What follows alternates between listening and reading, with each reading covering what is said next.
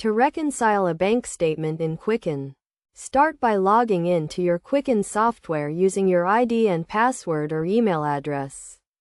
Once logged in, you will see a dashboard that displays all of your bank statements and related transactions.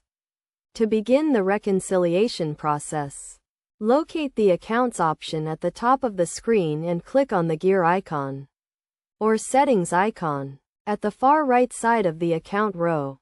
This will open a drop-down menu with various tools and options related to your account.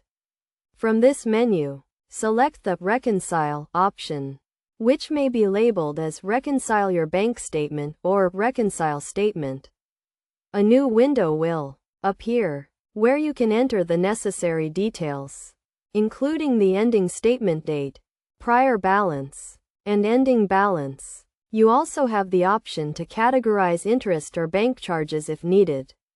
Carefully enter all the required details, and once satisfied, click the OK button to complete the reconciliation process in Quicken.